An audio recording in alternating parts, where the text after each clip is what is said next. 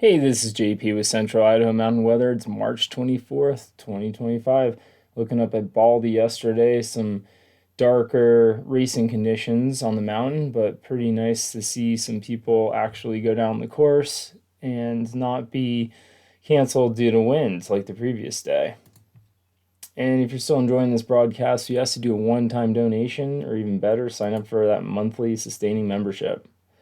Today we're looking at mostly sunny in the Wood River side, isolated rain and snow showers in the Sawtooth, really not amounting to much, just a trace amount. That rain line looks like it's going to be pretty high, around 8,000 feet. Valleys are going to be much warmer today as we have an upper level ridge building into place, bringing us nice warm weather for this spring break week. And the winds will be gusts up to 25 miles per hour this morning before dying down into calm winds. Tomorrow's looking mostly sunny and another little bump in temperatures as that ridge comes overhead. Wednesday is going to be looking like our warmest day and getting into the mid 60s in the valley floor and the 50s up in the mountains. And then we're going to have a cooling and a couple of short waves come through, bringing us unsettled weather leading into the weekend, and another big system on the far reaches of next week. Powder skiing is going to be isolated to pretty much north-facing slopes as that sun comes out today. I was hearing about some east-facing skiing being pretty good mid-valley, but as the sun comes out, I think that'll cook in the hot pow. And then we're basically just kind of waiting on that corn to bake on in, so that newer snow we've been getting the last week or so needs to transition. We're going to see some shedding probably happening in the mountains, some wet, loose activity, and need to start tracking overnight freezes to see if we can get on some corn skiing. And how fast that transition is going to happen is going to depend on the sun today. It is going to be favorable for warm conditions, as long as the wind doesn't keep that surface cool. So if it really starts transitioning fast today, and Tuesday, it looks like we're going to have pretty good lows Tuesday night with some clear skies to make some good corn for the morning. It does look like it's going to be pretty short-lived though for Wednesday, so get out early and get off the mountains before they start getting too sloppy. Looking around morning temperatures, it's going to be, or it is, in the mid to upper 30s in the Wood River Valley, kind of both sides of the pass actually. And the mountaintops are pretty warm, 28 on Titus Peak.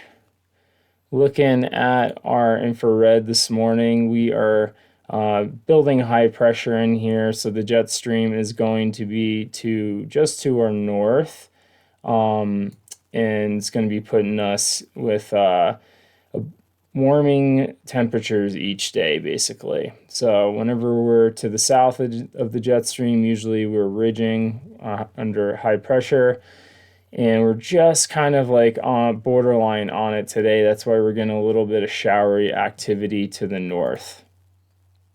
And let's look at the HRRR to kind of show that.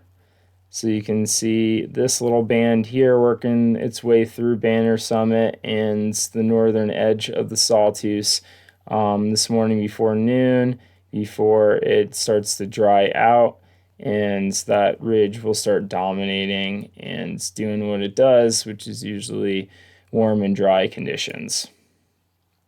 Whoops. Looking at snow amounts, really not too much snow and a little bit of rain. So whenever you see more green than the white up here, this is telling you how much snow. This is telling you SWE. If you see more SWE on the map, generally means it's going to rain and not snow. All right. So that's the near-term forecast. Looking into the crystal ball, we look like we have a pretty good storm system, maybe even call it an atmospheric river, building in place for the end of the month leading into the beginning of April, we are in the slight risk category of heavy snow, which is a great spot to be in. And this is looking at the AR scale here for the forecast, and it's looking like it's just in between a kind of like a week, maybe not even an AR. So we'll see as that builds into place over the next couple days. This is what that system looks like as it starts to hit on March 31st. So we got this low up in off the coast of Washington that's got this stream of moisture heading behind it. It's not like a very well-defined stream, but it's coming straight from Hawaii. So that's going to be nice, warm, moist air coming in, giving us some nice spring snowfall.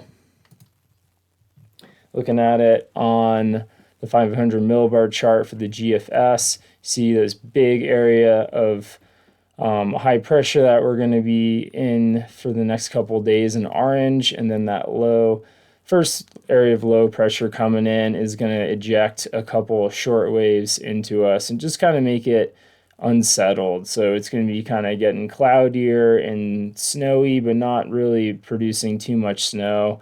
Thursday, Friday, Saturday. There is going to be a cold front coming through Thursday, so it's going to cool off the temperatures a little bit. But then we watch as this thing grows again, and for the 31st into the 2nd, it's going to ebb and flow, and as it moves back into the coastline here, it's going to deliver some pretty good snow amounts. At least that's what the MBM is saying currently. Look, this is looking at Titus, starting kind of Sunday afternoon to the evening at this point, picking up 7 inches and then topping out at maybe 1.5 feet by Wednesday. So with quite a bit of water attached to that thing. Temps are going to kind of go back down through that time period and be in the mid-20s in the mountains. It is going to be a warmer event. Like looking at Galena Summit is going to be hovering around 32 for when that comes through. So we might see an increased rain line, which isn't that unreasonable for this time of year. It is springtime. So let's keep an eye on that as that storm comes through.